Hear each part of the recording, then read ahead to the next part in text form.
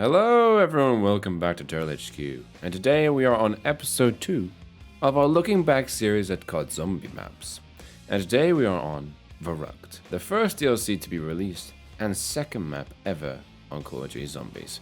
I have quite a few things to say about this map, and honestly, it's kind of weird, really, my history of Verruckt. I absolutely love Verruckt. Like, I'm just going to say this right off the bat. Verruckt is the one map I genuinely think I will forever love. It was a map that started a lot of things, the things that you will see even to this day. It was the first map to introduce perks, and it was the first map to introduce power. But my history of this map is a pretty strange one because, funnily enough, I never actually got even my own version of Verruckt until a pretty later date. So World at War was only accessible through other means. Those other means were, well, just like in last episode, through my friends. Now, obviously, in last episode, by the way, if you have not checked out, please check out just now. I would be really appreciated because honestly, I really enjoyed making that video.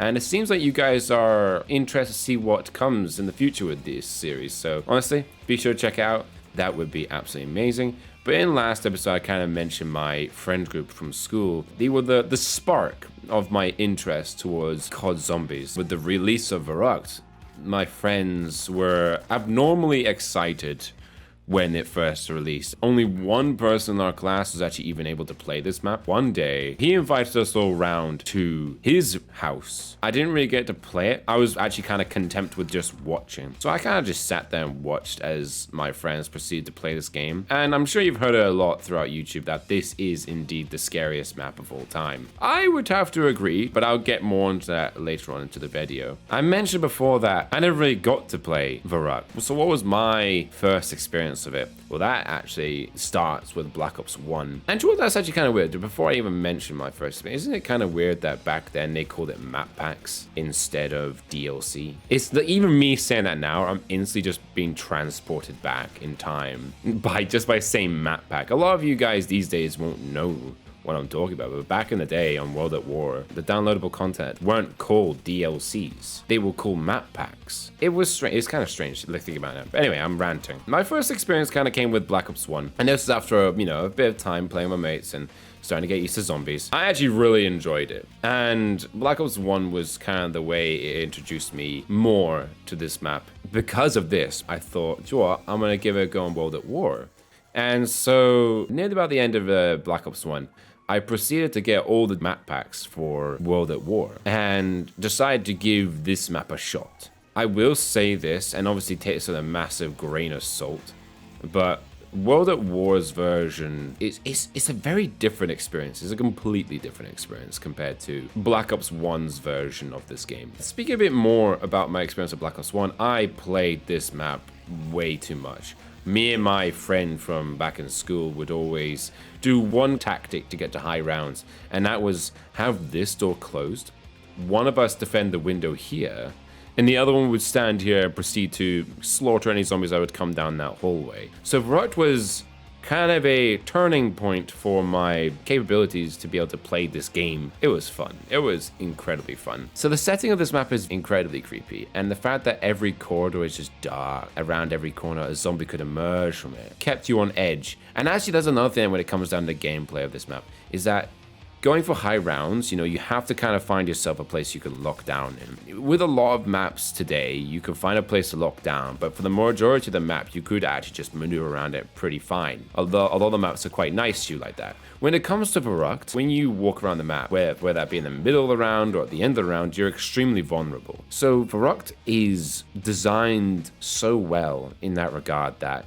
you've got to be careful when you move. The amount of times I've played this map and my friends my people I've played with have said, right, you have to go now, you have to be quick. That kind of urgency that this map gives, because we all know that if we don't do it quick enough, we will all die because this map is very unforgiving. Back on World at War, everyone feared this type of zombie, and that was the sprinter zombies. Now this zombie contributes heavily to the setting and the aesthetics of this map. Now, the zombies typically aren't actually scary. It's what the map does to make the zombies look freaky. Like I said with Nacht, you could barely see the zombies in the fog. You just see these figures walking towards a building. That is freaky. What does this map do that allows for this type of zombie to be absolutely terrifying? The tight corridors. The fact that this zombie that runs down this corridor here is very hard to dodge, and even at walking speed, it will catch up to you. Another thing is that zombie could pop around a corner at any second when you're trying to maneuver around the map. It made for quite a tense experience.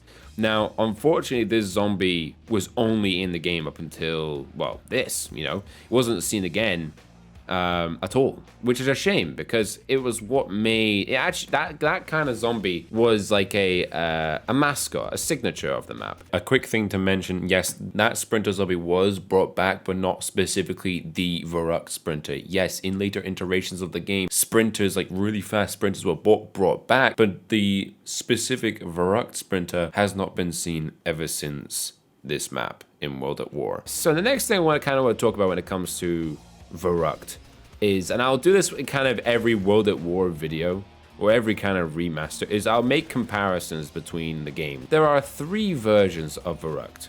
There's one on World at War, the original, Black Ops 1, and Black Ops 3. Funnily enough, each version, even though it's the exact same map, each one of them has their own way to the game. Where Verruckt was a bit more buggy and a bit more janky with some of its gameplay effects, Black Ops 1 was a bit more refined. So Black Ops 1's main objective was to refine the zombie survival gameplay, make it a bit more, well, replayable. And I feel it succeeded. Black Ops 3 added a more archaic feel and allowed more, newer players to play the game. With the easier health system and with the gobble gums, it made the map a bit more replayable. But if I had to pick, I would probably pick Black Ops 3's version. Black Ops 1 does not allow you due to the fact the guns are absolutely terrible in that game. They're absolutely horrific.